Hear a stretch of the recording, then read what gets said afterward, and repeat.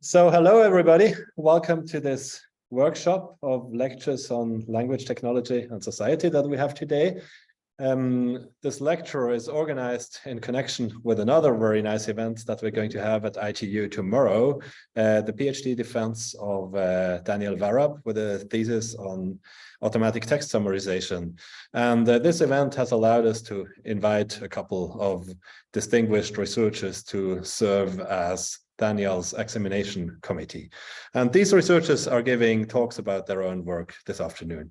Our first speaker is Luca Aiello, an associate professor at the IT University of Copenhagen.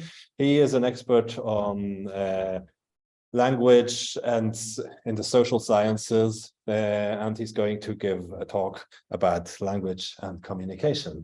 Yeah. So, Luca, the floor is yours. Thank you very much. Thank you very much. All right. Thanks for coming, guys. For those people.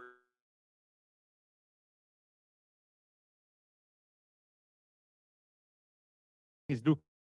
I am a professor here.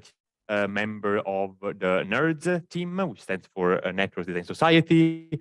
It's people with a different background. I'm a computer scientist, and I am specifically interested in this broad umbrella of what is called computational social science. So the bridging computational methods with the social science theories. For those here who already maybe know, but also for those online, a little plug. So if you are interested in computational social science, you might be considering this event that we have in Copenhagen. Wait for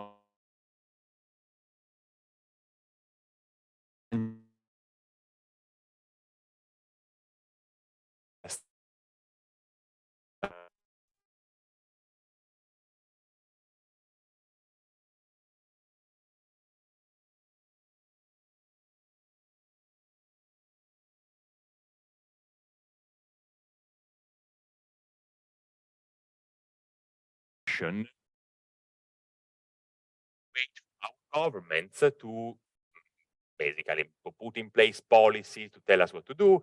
This will be too late, right? Because the governments have been historically being very slow at this, and so if the past predicts the future, then we're not in a very safe place, right?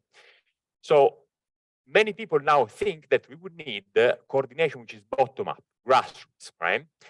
And the issue here is that for many of these problems, we need the coordination with a continental scale, a very broad scale, achieved in a very short time because we don't have much time left.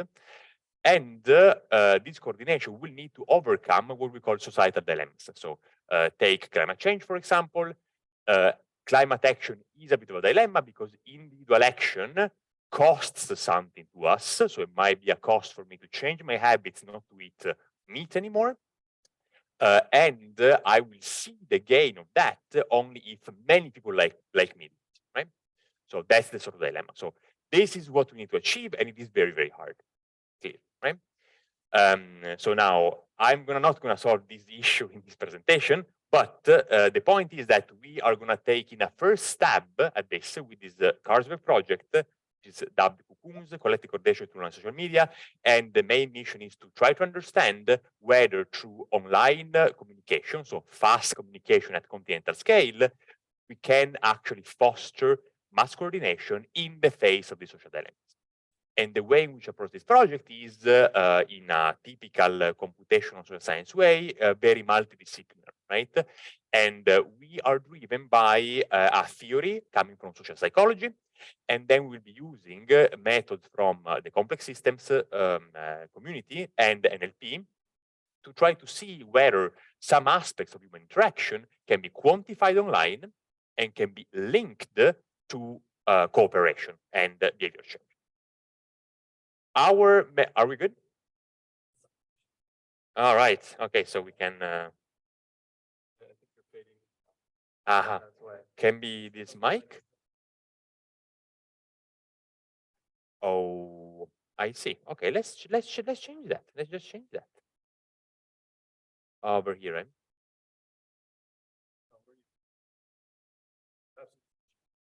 This one, right? Yes. All right. So hopefully you guys online can hear me slightly better. Much better. It's very good. Yeah, you see, using the default usually. Okay, good.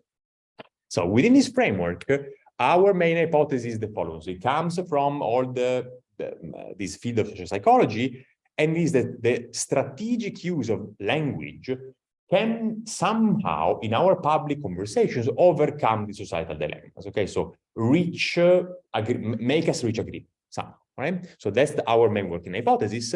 And the thing that we are lacking at the moment in this interdisciplinary sort of world is the tools that allow us to measure the correct aspect of language that we could downstream link to opinion change or to behavior change. Okay. So if you look at this problem from the perspective of the average network scientist or even data scientist, okay, so what we usually do is we model the social systems as graphs, and then we describe graphs. So if you're a physicist, you usually just put numbers on the links between people, so maybe a frequency of interaction. Then maybe if you're a computer scientist, you can also do some parsing of the conversations on the links, and maybe get, I don't know, some sentiment, or a positive or negative sentiment, or maybe some topics of conversations, right? So to stop at the semantic level of conversation. So the whole point of this work and what we are arguing is that we will need to transition from something which is relatively simple like this to something that is more descriptive of the nature of our relationships that we entertain or online or offline. For example, to understand from language whether people trust each other, or whether there is a power relationship between them. And the reason why we want to capture and grasp this concept is because we know from social psychology that these are facets of interaction that are actually very relevant for the topic of opinion formation, as we will detail in a second, okay? So what I will do in this presentation today is to show how we can transition from the left to the right and see why this is useful. So the first lingering question is, all right, so here I'm showing you some labels. So who is telling us which are the sort of correct labels? So the labels we should be after. So is trust the thing we should be after? Is knowledge or romance or what, right? So to answer this question, basically we are sort of inspired and rely on a theory that is called the social exchange theory by many people, but one of the prominent proponents of this theory is Peter Blau. It's a very thick theory, many books. I'm a computer scientist that tend to summarize things. So if we have to summarize things in a couple of sentences, it basically says the following. Every human relationship is an exchange of goods. These goods can be material goods, so if I give you some money, or can be non-material goods. If I give you, for example, my admiration, or I exchange some knowledge with you, all right? And that's basically what theory says, right? So now what we want to see now is, okay, what are these resources that actually people exchange? So that's the first question we're going to be answering. So is there any sort of stable set of resources that we can say people usually exchange? Then I'm going to be showing you if we can capture these things effectively from language. And here you are all NLP experts, so you sort of have already intuition this, especially with modern techniques, could be probably possible. And then I will show you which type of resources, or we'll call them throughout this presentation dimensions, social dimensions, foster agreement and cooperation on some large-scale data or even small-scale data in different examples. That's basically the outline of the presentation, right? Good. All right, so the way in which we answer the first question, so what are the types that typically people exchange, we relied first on literature review, very old social scientists, social psychologists who wrote a lot of essays about this, and we complemented this literature review with a crowdsourcing exercise. So we asked the people what was their perception about the nature of the social relationships they entertained. So basically, we went on Mechanical Turk and we asked an open-ended question. Just write down the words that best describe your social relationships, and we asked for different cases. For example, a best friend, your parents, and so on and so forth. Okay. So now you can take 3 seconds of mental exercise and think about, I don't know, your best friend, and think about 1 or 2 words that describe your relationship with your best friend. And now you can see whether any of these words are in the top words that people answered. All right. So here the plot is very small, but I'm going to read them for you. So here's love, trust, fun, honesty, loyalty, respect, caring, loving, humor, understanding, kindness, and so on and so forth. Okay. So here's a set of raw concepts, and you can sort of understand at least the top one sort of makes sense. We want to also get some information from the tail, so we want to cluster this stuff in a way that is a bit more convenient. So what we did is we built a semantic similarity matrix between our words, the same words on the X and on the Y. You do some sort of grouping, some block modeling. Here the colors refer to semantic similarity. So here you have two very similar blocks about the positive concepts and negative concepts, for example, hatred or conflict versus love. And then what we can do is to iteratively cluster these two blocks into more finer grained dimensions, right? And what you get out of that is a set of 10. And these 10 dimensions are the following. Most of them are self-explanatory, but I'll just run through them very quickly, just for your convenience. Exchange of knowledge. So when you, for example, exchange knowledge with a peer or a student. Power relationships. So when I have power over another person, for example, my boss has power over me because he can fire me, right? Status, which is giving appreciation to people. So congratulating, for example.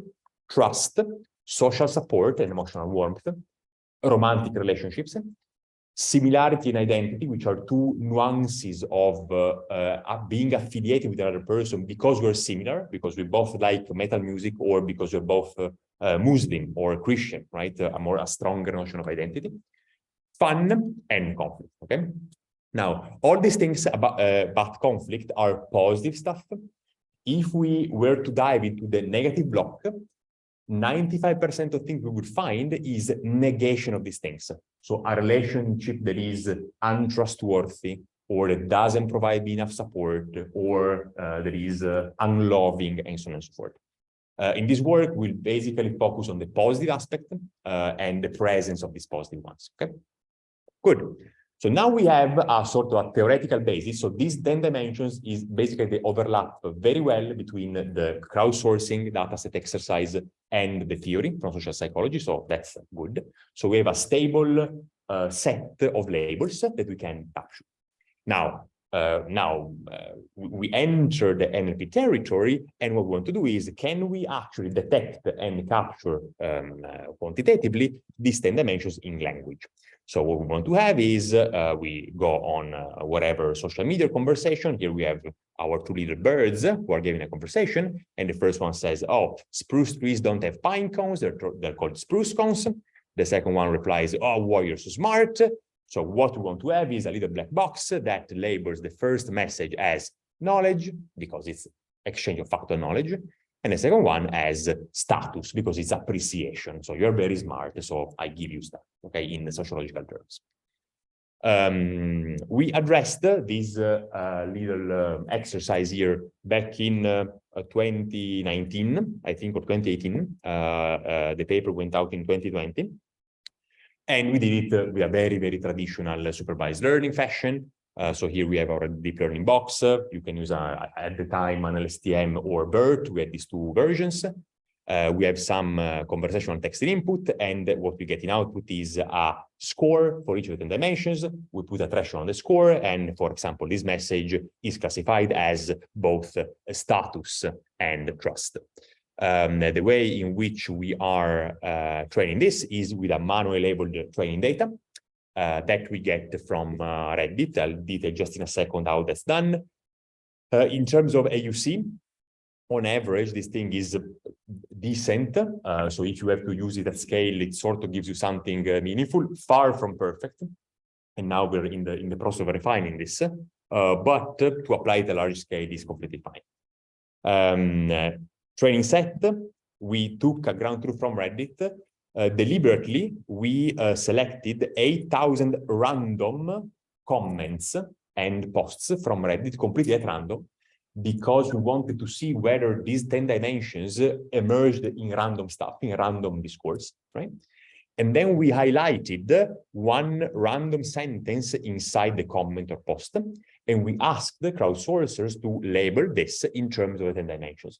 You can imagine that it is a very hard task for an average crowd worker. So here we need a lot of training, a lot of checks and balances, a lot of multiple annotators. And in the end, we could label 8,000 posts that are distributed not evenly across the classes. So we have some like power with very low representativeness and some like conflict or knowledge with higher, because clearly on Reddit, people talk about stuff and fight, right? So that's basically what we have. And I show you just one number for accuracy. What I wanted to give you now is also a sort of qualitative understanding of how this thing works in examples might seem familiar. And so the sort of game we did in this 2020 paper was to apply these two movie scripts. There is a very nice data set from Cornell. It's called the Cornell Movie Dialogue Corpus that has transcripts for some of the most famous blockbuster Hollywood movies. Okay, so I'm going to show you 3 scenes from 3 movies, old movies, but fine. And we'll see out of these lines which dimensions the classifier is extra. So here we have a scene from The Godfather Part 2. And here we have our Godfather, then in the background, Il Padrino, who is talking to another person and saying, oh, Frankie, you're a good old man. You've been loyal to my father for years, so I hope you can understand what you mean, if you can explain what you mean. And according to our classifier, this is basically a combination of status, because you're a good old man, and trust. You've been loyal to my family for years, okay? So clearly here the context is missing because the algorithm doesn't know that the Padrino wants to kill the other guy, but that's a different story, right? So the context is not taken into consideration. Another example here, sci-fi. So here we have 2001, Space Odyssey. There is the computer, HAL 9000, who's talking to the astronaut and saying, look, Dave, I know you're sincere, you're trying to do a competent job, you're trying to be helpful, but I can assure the problem is with this specific unit in your test gear.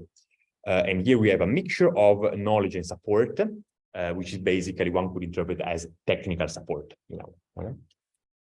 Last one, very to the point, very simple. Here we have the second Star Trek movie, Wrath of Khan, possibly the most famous one. And here Dr. Spock says, but as you're so fond of observing, Doctor, I am not human. And this is basically full-on identity. I'm an alien, I'm not you. Okay. Again, just, you know, for a bit for joking, but just to give a bit the flavor that this thing is not completely wild. All right, it makes mistakes clearly, but it's not completely.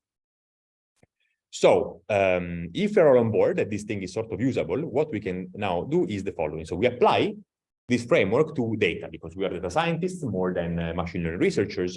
So what we want to do is just to say, look, what if we apply to different data sets and see whether we can catch some glimpse of coordination in these assets.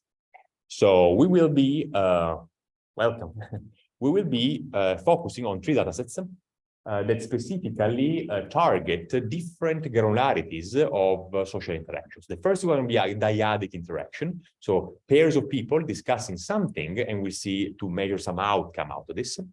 Then we're going to transition towards the group level. So in this case, it's going to be small groups inside the company. I'm going to give you the details. And then a last piece of work, which is very recent, about societal level. And by societal here, I mean large crowds on social media doing something and coordinating, all right? So these are the three cases. And yeah, so just for the people who arrive now, we're going to be examining the language in these 3 use cases and see which markers of language are more conducive of cooperation. Okay, just as a sample. Okay, so let's go on the first one, which is at dyadic level, public debate. And here we target a very specific data source, which is called Reddit Change My View. Who of you have ever heard about Reddit Change My View? One person? Okay, okay. So then people don't know it, so it's a good occasion to share these things. It's an amazing subreddit, and the reason why it is amazing is the following. So this is a subreddit in which people post some opinions. Okay? So they express an opinion, very often on controversial topics. I don't know, maybe pro-life, pro-choice, these sort of things, right? And then the interesting thing is that they ask commenters to try to reason with them to change their opinion. Okay, so please do change my mind. Give me some arguments. But this is not the coolest thing about the data set. The coolest thing is that in the data, we have the trace for who is winning the argument. And this argument is called a delta symbolizing change, right? So we can get for every argument, for every thread, if there is a successful comment, we can know which one was. And now you can see where this goes. We can see which of the social dimensions of languages we have exposed before are associated with opinion change, if any. Okay? Now I'll skip the sort of technical details. I go straight to the results. So here you have a little plot, which is very simple. You have on the y-axis our 10 social dimensions, which I described earlier. And here on the x-axis, you have the odds ratios of a successful comment containing a certain dimension. What does it mean in layman terms? So if I see that knowledge has a score 2.19, this means that opinion-changing comments are 119 more likely to convey knowledge than non-opinion changing comments, than regular comments, okay? So this 2.19 is basically offset to 1, where 1 is basically equally likely, all right? And then so plus 1 and 19 means 119% more, okay? So here you can see a ranking of things with knowledge, similarity, and trust at the top of this ranking. So one thing also to be noted is that when you have no social dimensions detected, this is usually very unlikely to be an opinion-changing comment. But the thing that is exciting from the perspective of the computational social scientists is that the top 3 match very well some sort of theoretical understanding of what we think of opinion change. You might have heard about Jürgen Habermas, who is one of the most famous social psychologists alive. And he wrote a very extensive theory that is called the theory of communicative action, sorry. And there is an excerpt from this theory, which basically is the core of the theory, which says that the goal of coming to agreement terminates in the inter-subject mutuality of reciprocal understanding, shared knowledge, mutual trust, and accord with one another. Basically, what Habermas says is, if we want to have a discussion and have the hope to agree on something, we need to talk about real stuff, true stuff, so not about fake news. We need to trust each other. And during the conversation, we need to point at the things that we have in common, or we think are in common, right? So these are respectively knowledge, trust, and similarity, which we found at the very beginning. Okay, so again, this is not a definitive proof of the theory, clearly, but it corroborates an idea that the sum of these dimensions are important for opinion, at least in this context. Okay, so I'll give you 2 more examples. The second one switches to a completely different context, which is at group level, and this has been conducted in the context of corporate meetings. So in my previous life, I was working in companies, and specifically before coming to Copenhagen, I was working at Nokia Bell Labs in Cambridge in the UK. In Cambridge, there were 2 teams, one more data science that I was in, and another one was working on sensors, very big on sensors, the sensor about movement, temperature, sound, these sort of things. And these people were equipping all the meeting rooms in our office with a lot of sensors, okay? One of the sensors was simply a microphone, right? So everything was recorded in all the meetings, and all the recordings were also transcribed. Okay? So we took the data from 85 real-world meetings. It was pre-pandemic, so we're sitting literally in rooms with our colleagues at Bell Labs in Cambridge for a total of 72 hours of conversations recorded and transcribed.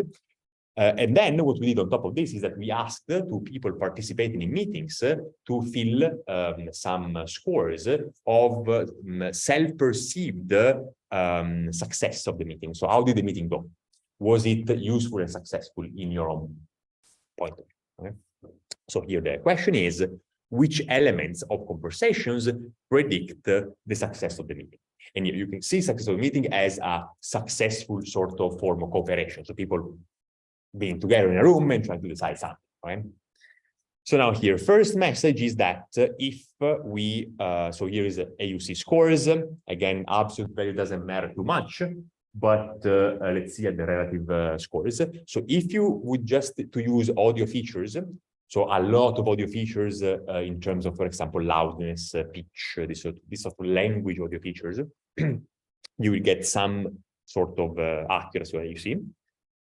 If you adopt just a traditional sort of computer science pipeline where you compute topics and sentiments or bag of words, maybe embeddings out of the transcripts, you improve a little bit. But if you instead use only a subset actually of the 10 dimensions, so of these 10 signals, for example, we removed the romance because it wasn't relevant, you can jump to 0.8. So you are being more parsimonious in the set of features, but you are having a higher success rate in predicting which one was best. But here the interesting thing is not this one, but it is to see which dimensions were actually most predictive of success. Right? And this is what we see. It is very interesting because the top one is actually conflict. Okay. Which is comforting in a sense that you can see that our model is not predicting the usual 2 or 3 dimensions as the top best predictors. Here is conflict. Why is conflict? I don't know how many of you have worked in companies before, but vast majority of meetings in companies are useless. Okay, so people sit there and it's time completely wasted, right? Presence of conflict means not that people insult each other. This is not hate speech, all right? But that people fight over something they care, right? So this means that people perceive that the meeting had a purpose rather than just sitting there for regular updates, right? Then we have things that we actually expected to be there, people being supportive and giving compliments about achievements usually. Oh, you know, we beaten the baseline for quarterly revenues, whatever, right? And then down to fun, which is basically not very associated to success in terms of performance, okay? So again, here, a very nice message that you can use a parsimonious model. And you can also see that in different contexts, different dimensions are actually those that matter, which is what you would expect from a theoretical perspective. Okay. Good. So let me conclude with the last example, which is slightly longer at the societal level. These are a very recent piece of work that is about the Twitter migration on to Mastodon. And it's a very new archive that was out maybe last week. And you can check it out with some visitors we had here like you. So you might have heard about this little event. Elon Musk purchased Twitter in at the end of 2022. And here on the right-hand side, you can see his buffoonery in running around the sink and being very cocky about it in Elon Musk style. What this event caused is that people panicked a little bit. So, and the Musk's takeover triggered a mass exodus of people from Twitter towards this decentralized alternative to Twitter. It's called Mastodon. Okay, it's basically it's meant to be Twitter but decentralized. Okay, if you haven't heard of it. Now, this event is very, very, very interesting because it's an event of collective action, of collective migration that is unique in size and nature. And unfolded over a reasonably short period of time. So we can really study the dynamics of people that in a grassroots manner decided to change some habits with some cost, because you have to abandon a platform and to go to another one, right? So this, from the sociological perspective, is very, very interesting. So here, what we are asking is what were the drivers that motivated users to migrate, and especially can there be some language markers that can anticipate this migration more than others, okay? Just some context. To do that, we had to collect some data. It was basically one of the last data sets we could collect from Twitter, because then the API went down, at least formally. So we collected all conversation around this Twitter migration hashtag. We gathered 75,000 users that we could match between Twitter and Mastodon. So we have basically almost absolute certainty that the same person is linked to one account in Twitter and a corresponding account in Mastodon, okay? And we know exactly from Mastodon the time of migration, so when these people moved. For both layers, Twitter and Mastodon, we got the full follower network, plus all the tweets as well, from which we're gonna get in the language part. One thing to be noted is that this is going to be important for later, is that the follower network on Twitter, but also Mastodon, is composed by very well separated communities. You're probably familiar with Twitter. Academics speak with academics. People who speak about politics are about politics. You can measure these things quantitatively with measures that in network science are varied. One of them is called modularity. This value of modularity is very high, meaning that these clusters are very well separated. It basically echoes again all the echo chamber effect in Twitter. This ugly hairball here is basically, you cannot see very well. It has two colors, where the red underlying color is Twitter links, and all the blue ones are links that are both on Twitter and Mastodon. So basically, you can see over time that this red ball becomes bluer and bluer if you animate this one. Okay, so the lighting here is a bit suboptimal, but fine. Okay, so now what do we do with this? So we do something very macroscopic, which is something that usually physicists do when studying information diffusion. So we look at the temporal pattern of people who migrated. So here we have the cumulative number of migrated users over time. We see that this type of trend fits a model of basically disease contagion, right? So these standard models that epidemiologists use to track, I don't know, COVID. So probably you've heard about this SIRS model or SIR model.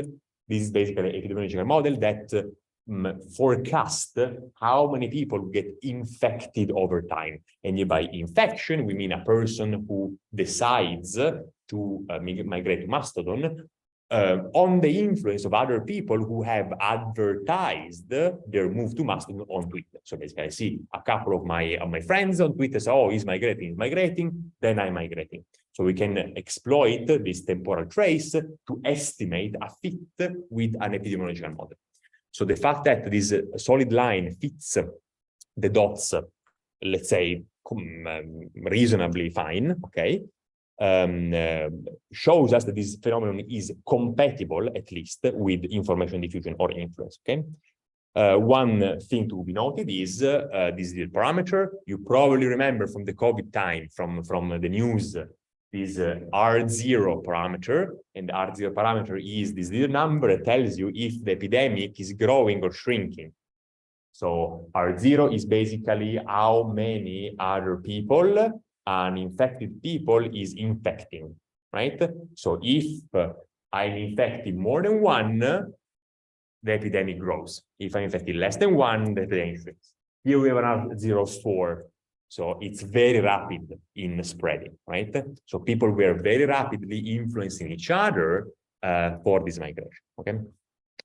The main point, and I'm going to then conclude on this, is that this R0 varies greatly across different communities on Twitter. So you remember the academic community, the news community, the sport community. If you measure this R0, varies from 1 to 12, a lot. So now the question is, are there some factors that can explain these differences? And just for the sake of brevity, we tested 3 factors, which are 3 factors that are very well known in the domain of behavior change, in the research of behavior change. One is the structure of the social network, all things like density of the links, reciprocity of connections, these sort of things. One is commitment. There is a very influential theory yet to be tested at scale that says if you have a population and some people, a small minority of people, maybe even small as 2%, is very committed on establishing a social norm, this norm will become the majority norm, okay? This is a very fascinating example, which I think is one of the possible keys to unlock climate action. not really verified at scale, but that's one of the things we're after in this project. And the last one is language use. A lot of social psychologists say the way in which you approach the conversation will be able to convince or not convince some people to come with you for a certain decision, all right? So we combine these things. I spare you the details, so we use some feature selection. Here is just literally a very simple linear regression. Regression variables, betas, and p-values. Out of the social structure, we got density. So the lower the density in a certain community, the more you'll be able to migrate because you have fewer ties, right? And so if I have already fewer ties and some of my friends migrate, then I'm more motivated to do that, right? The second is commitment. So if people on Twitter were really, really insisting on let's migrate, let's migrate, let's migrate, then we have a positive coefficient, okay? So people migrated more quickly. And then here we have our two social dimensions. Exchange of factual knowledge and identity. Identity being, we are all together in this. Let's act as one, basically. The important thing is that if you use all these things at the same time, so all the variables together, you get an R-square of 0.56. Basically, you explain half of the variability, more or less, with these four variables. But if you select only the language, you can achieve 0.4. So the language alone is already a pretty good indicator or predictor. I'm not saying it's the cause, but this is, it can predict or be associated to change somehow, and that's the strongest. So that's, I think, very promising to use this tool as one of the main channels for which we can at least measure possible cooperation. So as a summary, I described 10 social dimensions that can describe how people conceptualize the social relationships. We show them, people express them in language, and an NLP can capture them. We see that the social dimensions predict or explain outcomes better than sentimental topics, for example. And from this large-scale interaction data, social online data, we can learn maybe some of the best strategies that people actually use for coordination. That's the aim of the project. Super quickly, we're trying to upgrade to LLMs to solve this stuff. We have a preprint out. What we're seeing is that we can use GPT-4, for example, to create examples of the 10 dimensions artificially to then train in-house classifiers that work very well, or sometimes even better than the zero-shot approaches, just asking GPT-4 directly. But this is a completely different topic if you're interested for later. That's a reading list. So the concept, this idea has very, very deep roots. It started when I was working in Yahoo Labs back in 2013. The very first idea of this is in a website paper in 2014. And then we developed it. These last two ones are the two preprints. Yeah, that's basically it. So I want to thank you all the collaborators throughout these years that contributed to this from different institutions. Not last, my students here at ITU, who helped me out with this very NLP preprint that we had out. And that's it. Thank you so much. Thanks.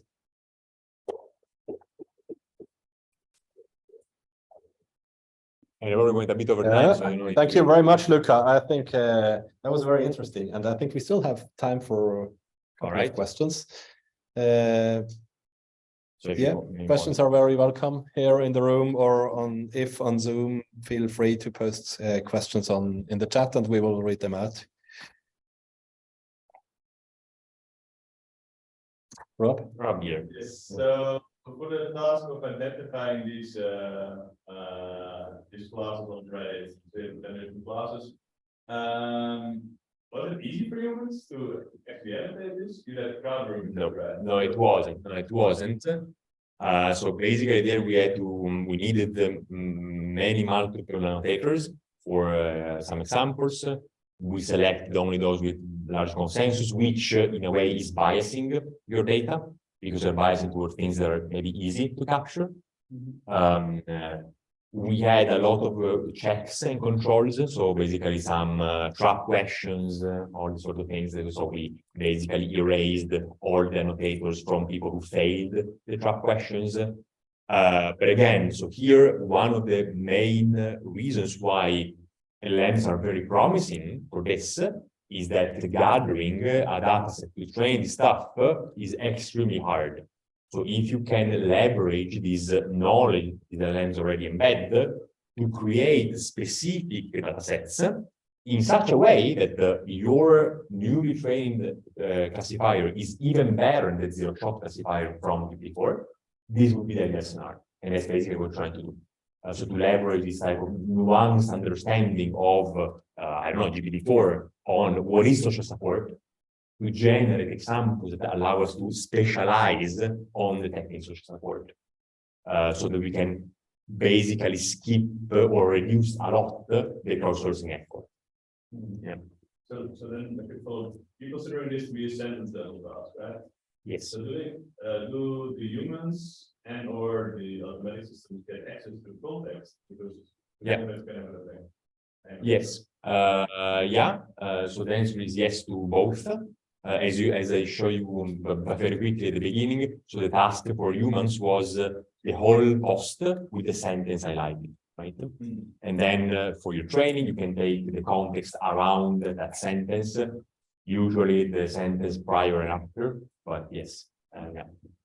So context really is very important.